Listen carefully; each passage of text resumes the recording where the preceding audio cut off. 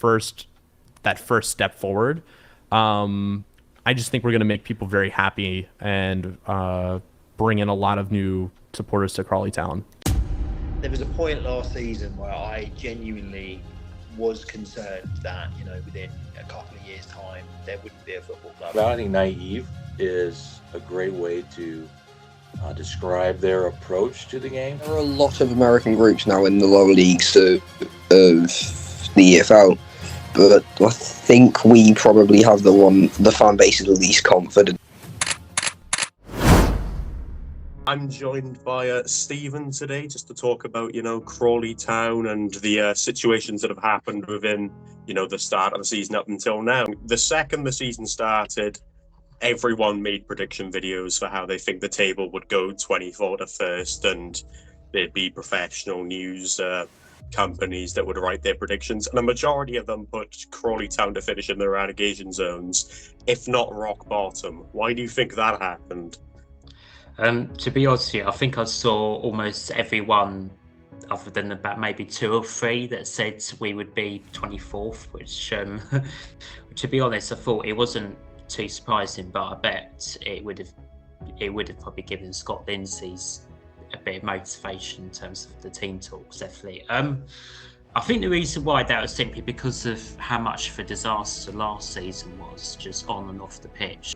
Last season was a nightmare. I mean, you went through 4 coaches: Kevin Betsy, Lewis Young, Matthew Etherington, until they were able to find Scott Lindsay and kind of, I don't know if even right the ship, but hang on for dear life until the jockey could get that goal against Hartlepool. So yeah, I don't think there was.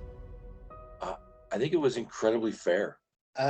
Well, I think, first of all, it was perfectly fair to have us bottom. I had the same thought. I had money on us finishing bottom just to soften the blow when it happens. I think it's a combination of all the things you've said there. I mean, the first thing that I want to point out is last season, we only survived because somehow there were 2 teams worse than us in the league. They've gone and they've been replaced by Notts County and Brexham, who both beat the point total for the last season, and we're going to be favourites going into this season. So on paper, we were already behind. And then on top of that, you've got the departures, like you've just said. We lost pretty much. I think someone did a post on Twitter. I think we lost around 2,500 Football League appearances, and we replaced them with guys that had a handful. Well, I've got to be honest.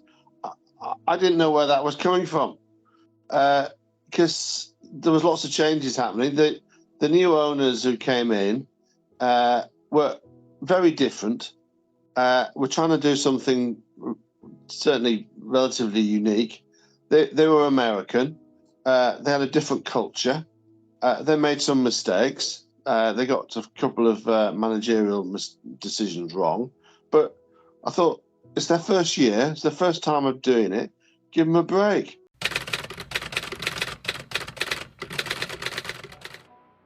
They didn't have a director of football or one that actually knew anything about football till because they had to sack him towards the back end of last season.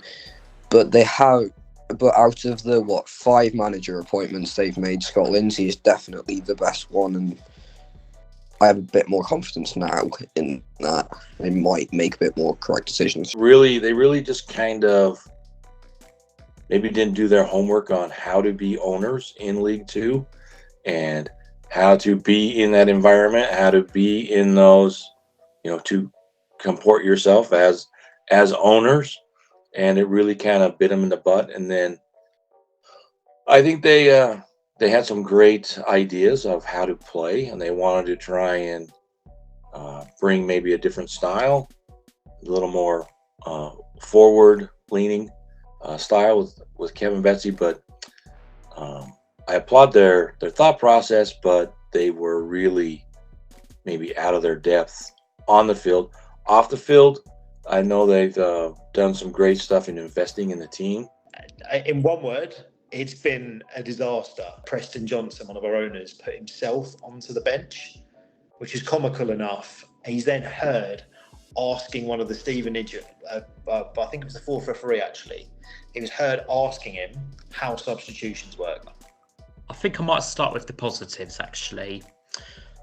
So first of all, they have reduced the season ticket prices by quite a bit, and also the match day ticket price. I think that the match day experience has been a lot better as well. There's a big fan zone that's been put in place since February. That's been there since February, and there's a lot more options regarding the catering side and things like the bar is a lot better organised as well, where it just means that you don't have to wait to be queued to go in or that kind of thing. So that's a lot better. The negatives have been more, I think, during the season, the summer before last, they spent a lot of money on things that I thought were like off the pitch things, but on the pitch, I think that in terms of like the contracts they were giving out to players, they were, like I didn't think they were really suitable for a club our size. So they're a very ambitious organisation. They've achieved a lot behind going for. I mean, this is just a little part of their business, really. It's like a little project. So that they're very ambitious people, and I think they're quick learners. And they've got money.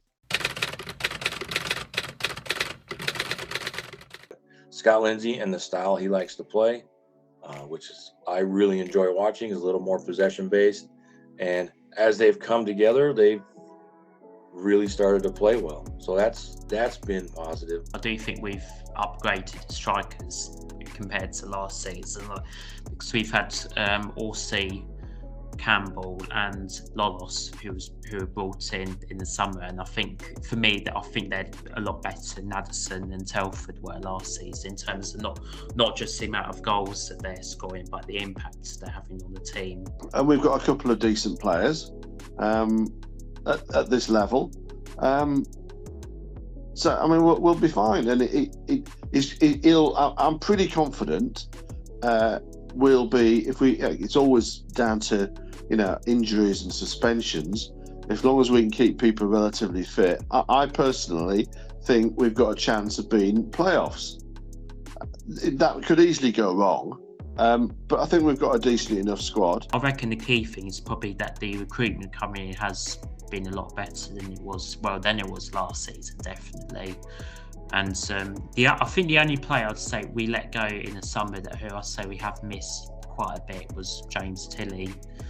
But that was only a little bit though. The main issues, I say, is still defensively, and we've been pretty poor defensively for quite a long time. So it's no surprise with that, really. Scott Lindsay's been given a bit more of a say in the recruitment. They're players that suit that system, that will play in that system. You look at the likes of Lolos, like he came in. I didn't really know a lot about him, but judging from the comments, I just thought, oh God, here we go again. People saying, who's this guy's agent? But yeah, I think Adam Campbell is underrated. Obviously, Liam Kelly's been incredible, but Adam Campbell, if you look at our form from before he got injured to, while he was injured, and then since he's come back, it's been ridiculous.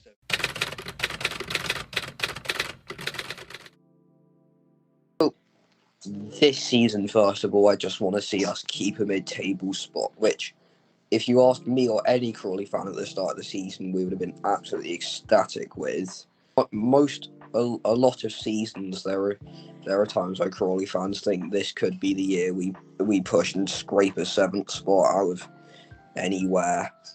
Think the next 2-3 years after this one, hopefully we can go for that, I reckon.